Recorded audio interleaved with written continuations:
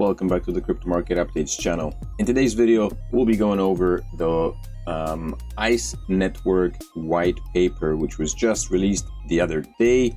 I think it was released on Thursday, a couple of days ahead of schedule. I think they were promising it at the end of September. It came out a couple of days ahead of time, so that's very nice. So today, let's go over that and see what it has to offer. Here we go. So the first thing I wanted to mention is the fact that the white paper is available on the app. So we'll be scrolling through the app, and I'll try to do it with my using manual navigation, because it requires manual navigation, because the paper itself is quite lengthy. It's a bulky piece of parchment that requires a sizable amount of attention. So let's have a look at that. So it's available on the app. I haven't seen another link on the website telling me that I can access it through the website. I'll actually download it. So here it is. So the first thing I notice is that it is the content itself, table of contents, is quite lengthy. So as the white paper itself states, it provides an overly ambitious project proposal, and the first thing that I jumps to my mind is this isn't going to happen. I mean, there's literally one person working on the project. There's one developer, and that's it. As far as I know, when we go to the website, there's only one. I mean, there aren't even any people listed, right? So we've established that the ICE network itself, the website itself, doesn't list any people working on it. And like I mentioned before, when you go to LinkedIn, there are 10 people listed as employees, but none of them seem to be doing any proper development work on the app, on the blockchain rather. So there's this senior analyst, digital creator, he makes digital pictures. ICE app at the ICE Decentralized Future. This is a cook at ICE. So why is there even a cook at ICE listed on LinkedIn? It's bizarre.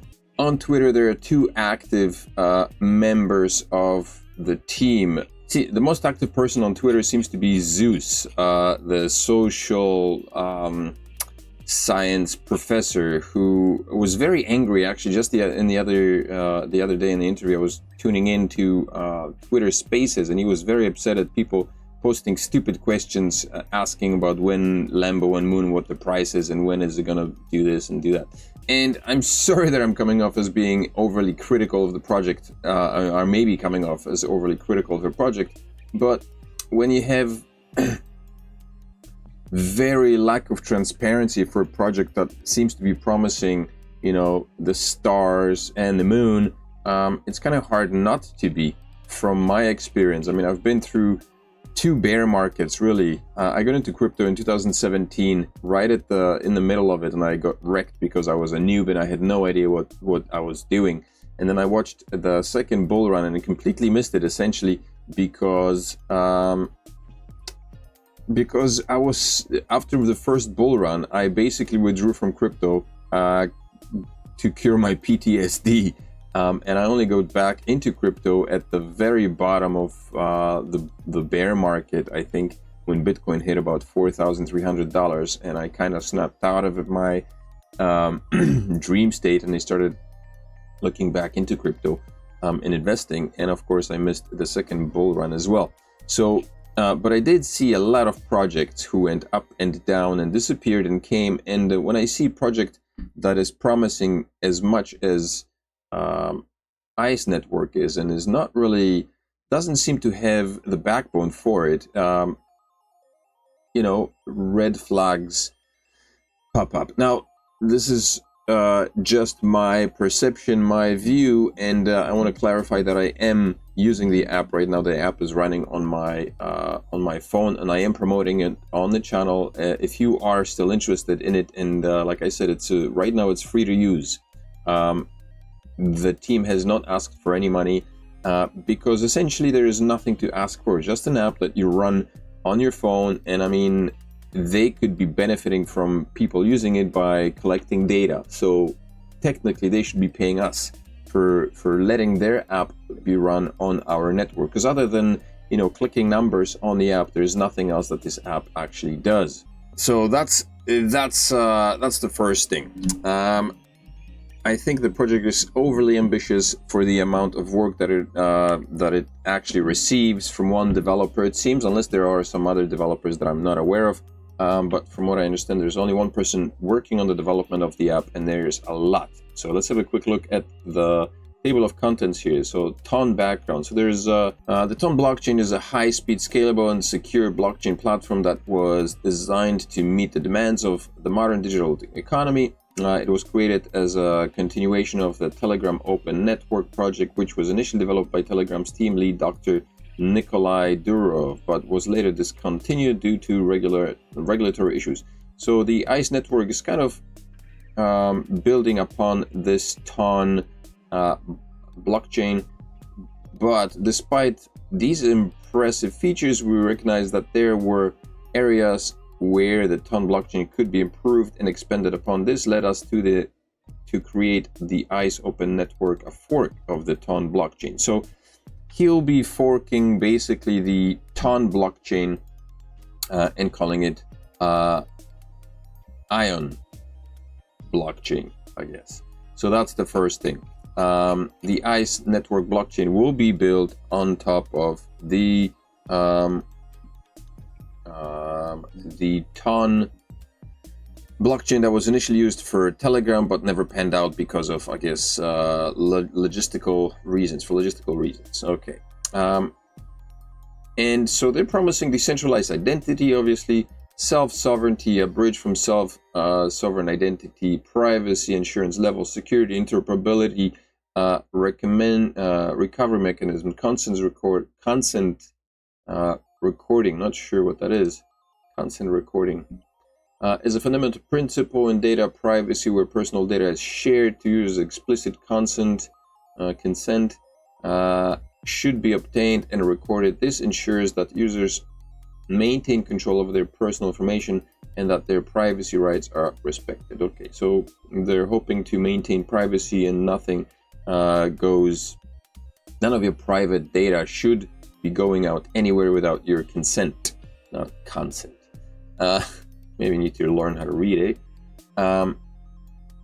Verifiable credentials, self-disclosure, and zero-knowledge proofs. This is something that the Ethereum project has been working on for a long time. For years, it took them to implement this, and they still haven't really implemented this properly, I think. So, and they have a whole team of people working on it, so I'm not sure how the ICE network plans to implement all this with one person doing the development. Because despite the fact that TON is already developed, the blockchain is, and Ion is just going to be a fork, there's still going to be a lot of work that needs to be done on it, right? Digital twins, dynamic access control, decentralized reputation system, data maintenance, context-sensitive identity, verifiable credential platform, interoperability with IoT devices. They're trying to, into the Internet of Things, implement the token into the Internet of Things, which is, that's a promise and a half, because I think outside of IOTA, I'm not sure that anything is done, and the Internet of Things has not began to accept digital currencies or any cryptocurrencies for usage yet. So this is like overreached expectations here. Dynamic identity token, social recovery system, geosensitive features, decentralized document. I'm not even going to go over it, but there is a lot. There's a lot, I think, for one man to handle. It's a grand scheme, and I simply don't think that it's going to be done. I'm not saying that one person cannot do it. I just don't think that he can do it within a year as promised in the white paper. Number 4 is the ICE Connect decentralized social network introduction. The centralized social network dilemma: data ownership, censorship, privacy, ICE Connect paradigm, user empowerment, user authentication. So the white paper goes into specific details of what the ICE network aims to actually do. And proposes solutions for it. It seems like they're also proposing to create DAOs. The coin is supposed to be implementable into DAOs, so I could see them trying to run a DAO as well, or maybe they're hoping to provide a platform on which people will be able to develop DAOs. So again, it's another part of the project that I think is just overreaching, and I don't think one person will be able to complete all of the tasks required by the end of the year. If they do pump out a cocked up version of a blockchain by the end of next year, it's simply because it's a fork, and forking an already existing blockchain is not that difficult, but delivering on the promise of having all these things on top of the new blockchain is going to be a very, very different scenario, and I don't think that's going to happen. Also, another thing is, let's not forget that, this is called mining, but we're not actually mining anything, because in order for proper cryptocurrency mining to occur, you need to actually have a blockchain, and there is no blockchain right now. Right now, we're just counting numbers. So once the fork occurs, I guess then we could say that we are mining, or unless this is somehow set up in a way that we are mining on the TON network, and then after the fork, the TON unrealized network and blockchain, and then after the fork, maybe these mine tokens will be transferred over to the new blockchain. I have no idea, but I mean, it's all in the gray. There is also role of validators, which means there's going to be some staking. The plan is to have staking and such, so that seems to be turning more into a proof of stake rather than proof of work, which is not necessarily a good thing, and it's actually the exact opposite of what mining is. So, but I think the most important thing we need to go right now is go into coin economics. So let's do that. We'll go into coin economics and have a look at the tokenomics and see what they're promising here. So, in the rapidly evolving world of blockchain and decentralized systems, the economic model behind the cryptocurrency is not just a fundamental element, it's a driving force that dictates its sustainability, growth, and long-term viability. The coin economics of a project can be linked, blah, blah, blah, blah. Okay. For the ION blockchain, our coin economics is meticulously crafted to resonate with our overreaching vision right there. Overreaching vision, exactly. I think it is overreaching in a sense that, you hope to provide a lot, but anyway, to create a decentralized ecosystem that empowers users, developers, and stakeholders, fostering innovation and pushing for the boundaries of what's possible in the Web3 landscape. Very, very nice. A single ICE coin is broken down into a billion smaller units known as ICE flakes, or just flakes. Every transaction and account balance is represented using a non-negative whole number of flakes. On the app, there are a large number of, let me just go over to the app quickly here.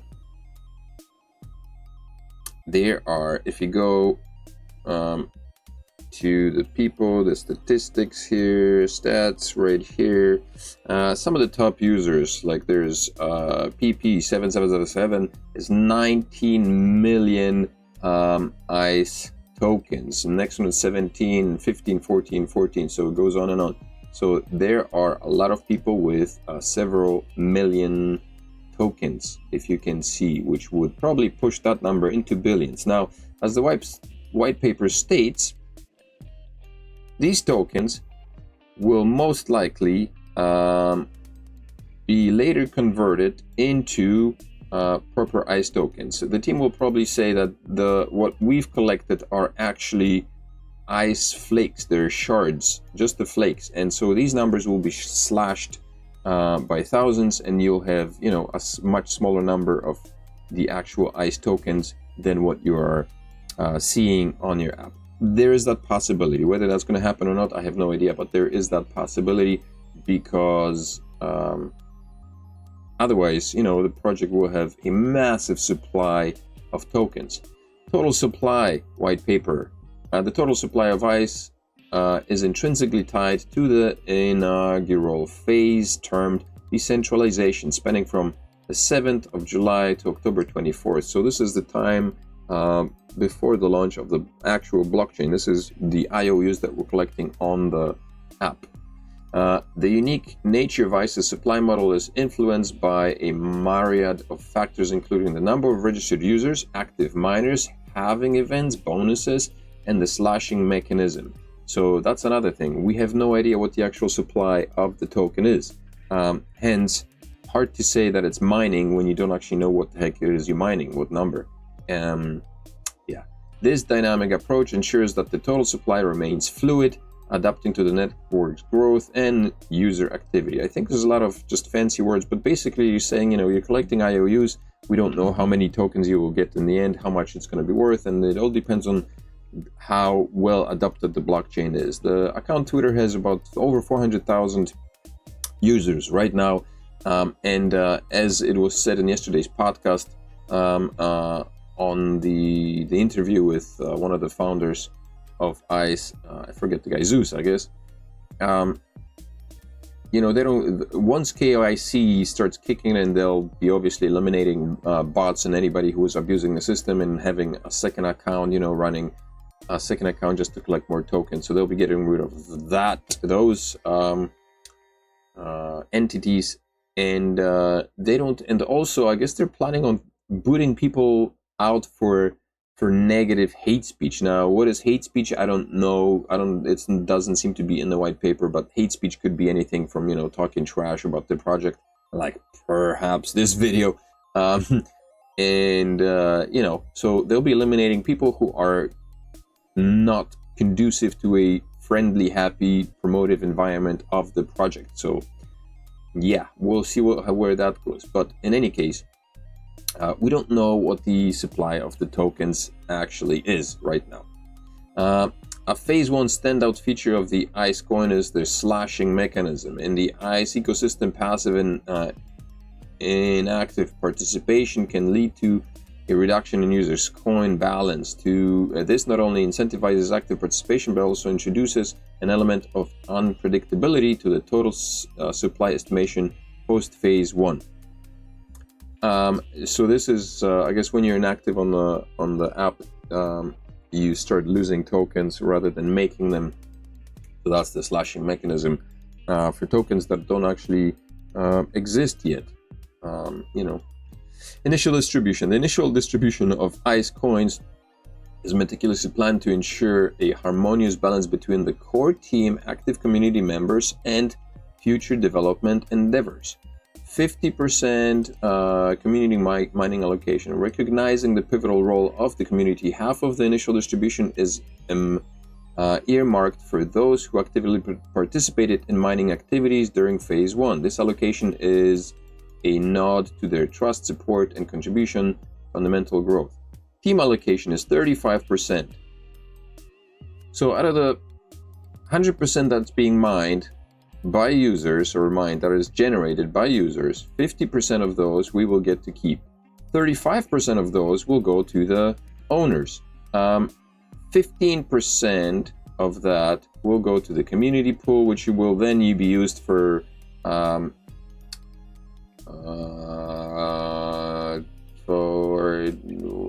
it's dedicated to the community, allowing them to democratically vote on and decide the best venues for investment, whether it's funding a promising dApp or bolstering the network infrastructure, blah blah blah.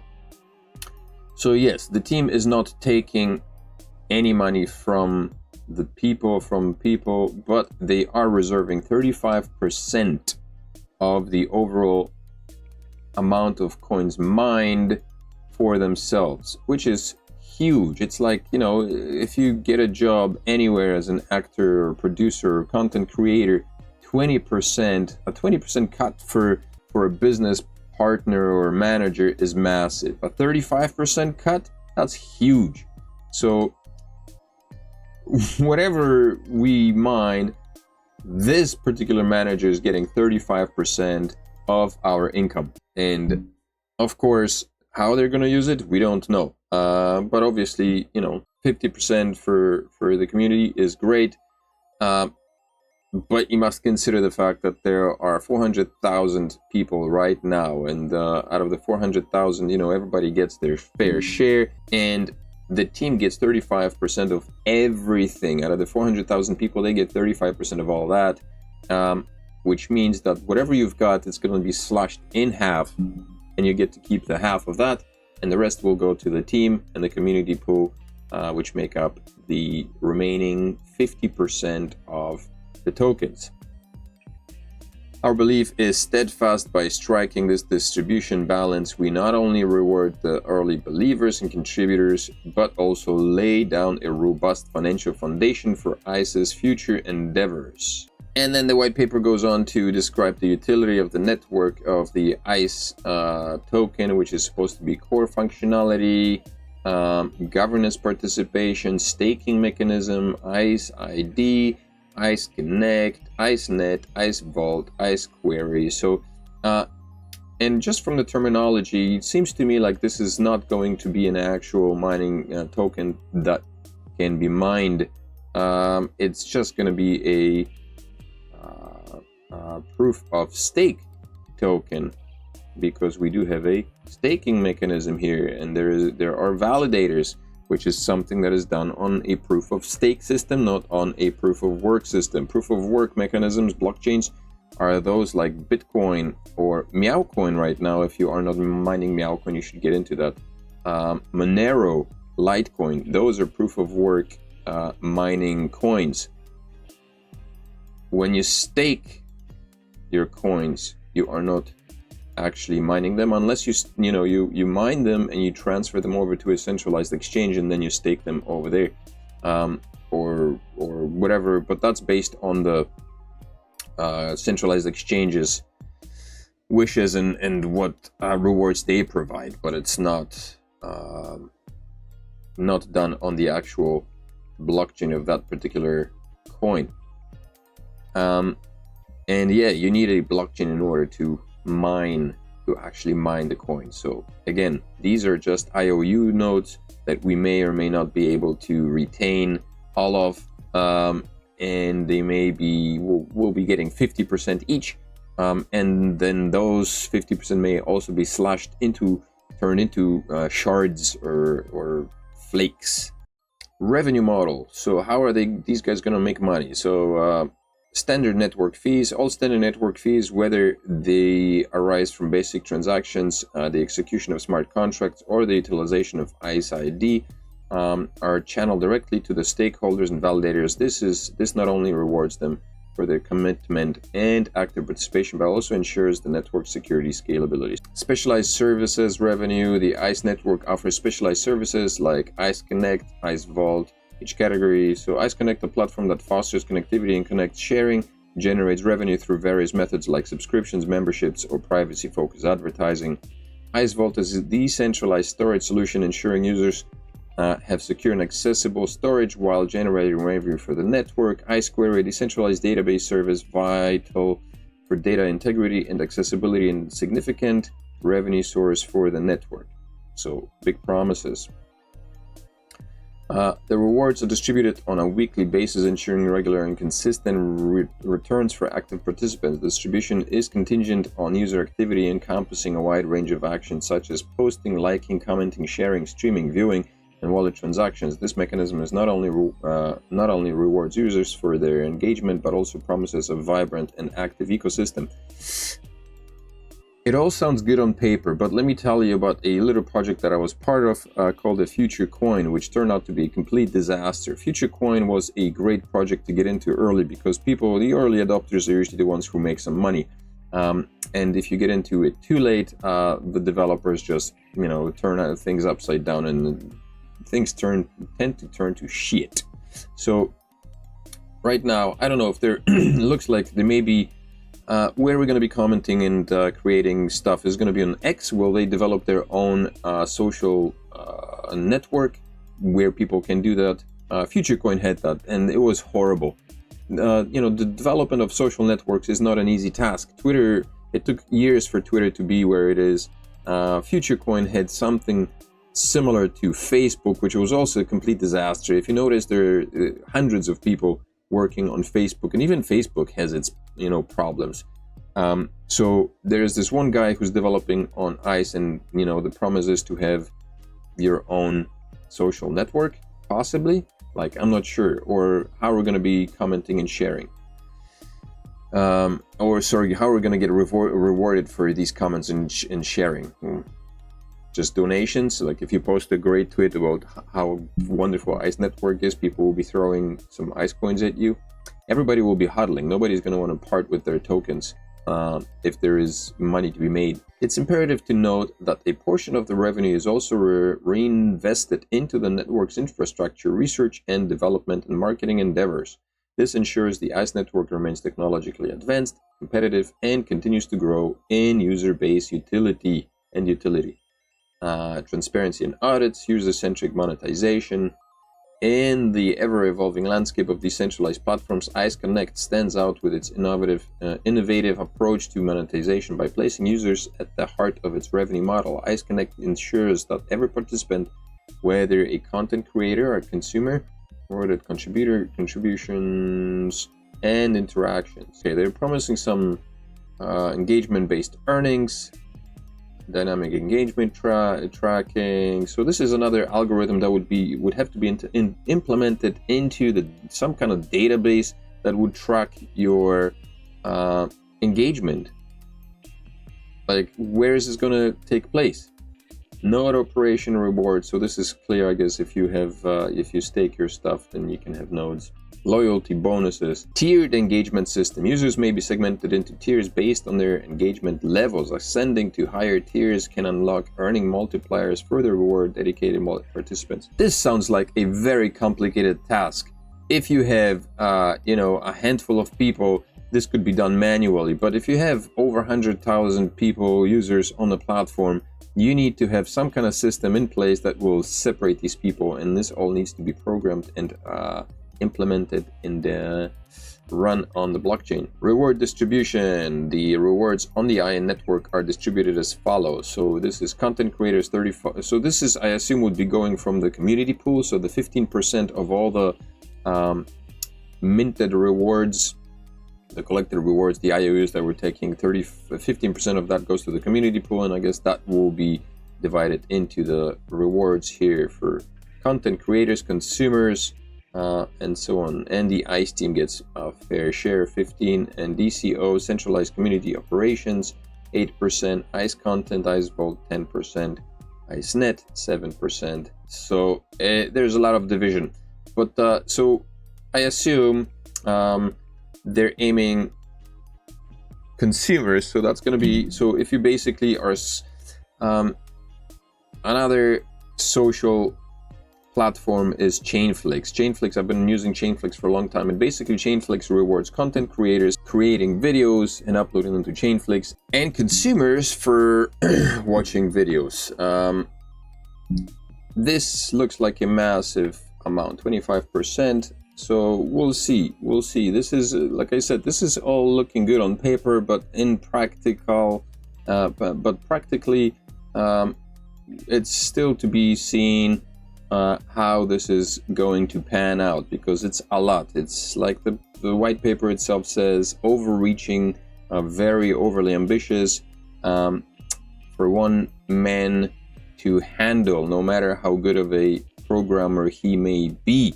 Unless there is a team of programmers, I don't think that any of this, or very few of these things, will be in place by the end of next year, unless this person and his team work day and night to develop all this. Unless I'm misreading it, and this is a lot easier done than said. So ICE Connect is the decentralized social network. So this is, in today's digital age, social networks have become an integral part of our daily life. ICE Connect is supposed to be the decentralized social network. So the plan is to have a decentralized social network called ICE Connect, and I guess they're planning to roll it out within the next year, while the blockchain may be done, because it is a fork of TON. The ION blockchain may be done in next year. I don't believe that things like the ICE Connect will be ready. And if they are, within a year, then they're just not going to be very usable. It'll be clunky. It'll be frustrating, and it's, you'll have a lot of people hoping that it's going to be doing something, but it actually won't. Like there are other things that were developed on ADA as well as socially or something like that. And the thing with social networks, the new decentralized social networks that everybody promises, is that social networks are not easily adaptable or acceptable by people. It took a while for people to get used to Facebook, and Facebook it still dominates. No matter how much hate it receives, Facebook still dominates the market. There's Twitter, of course, which also is a big thing and has been for a long time, and there is TikTok, and those are really the three biggest ones. There is Naver, and Korea has Naver that never caught on nationwide, or rather worldwide, because it's a Korean network. There's WhatsApp that people use, but it's a Chinese-based app, and it's only one. And I personally don't use it. I know some people use it, but outside of China, I guess in the Asias, maybe people use WhatsApp, but in other countries, I'm not sure. They use it in Germany and in Europe, but I personally don't use WhatsApp. So essentially, there's it's Facebook, Twitter, I guess Instagram, and LinkedIn, and TikTok, and WhatsApp. So that's 6 apps out of how many that were created that are, 3 out of these 6 are majorly accepted. Instagram is good. LinkedIn is hated by many, and it's not very social for a social platform. And so when these decentralized social networks come in and they try to change the rhythm of things, the adoption of these projects is not very fast, and it doesn't happen as planned and hoped for. So that's my outlook. That's my outlook on the ICE network. While I appreciate the enthusiasm and I appreciate the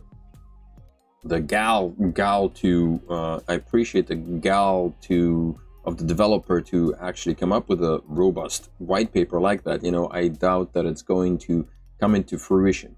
Nonetheless, I do want to stress that I do run the app on my phone simply because it doesn't cost me anything. And if the project does turn out to be a fantastic, phenomenal project, and it does deliver on everything that they promise, then I'll be one of the first adopters. And believe me, when you are one of the first adopters of any project that does deliver on its promises, you will be reaping the rewards. So I hope that everything I said in here, and any negatives that I have mentioned will fall flat on their ass, and none of them will be true. I really do hope so, for the project and for myself, and for anybody else who's involved and who is printing right now the IOUs. When it comes to the KYC, we'll see. Again, I'm not sure when KYCs will be applicable. I assume that it's going to take a while. It shouldn't be. I mean, the KYC should not be made mandatory until the blockchain is actually in place.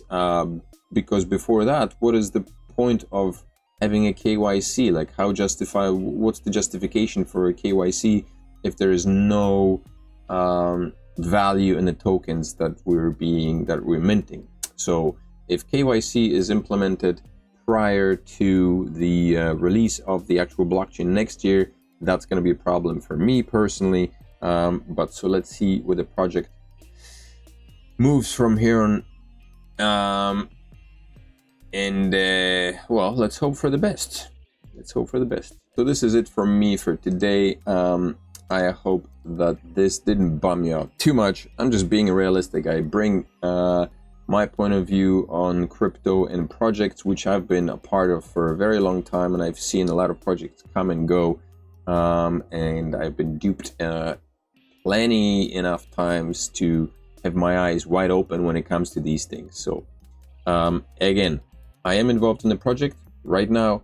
If you are interested, you can follow the link below this video, download the app and start minting, mining ICE tokens on your phone.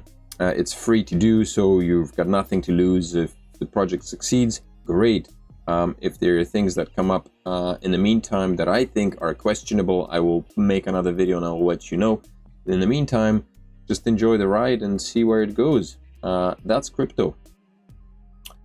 I hope this was informative. If it was, make sure to smash up the like, subscribe to the channel, and I'll, see you in the next video. Come back for the next one. Crypto Father out. Bye-bye.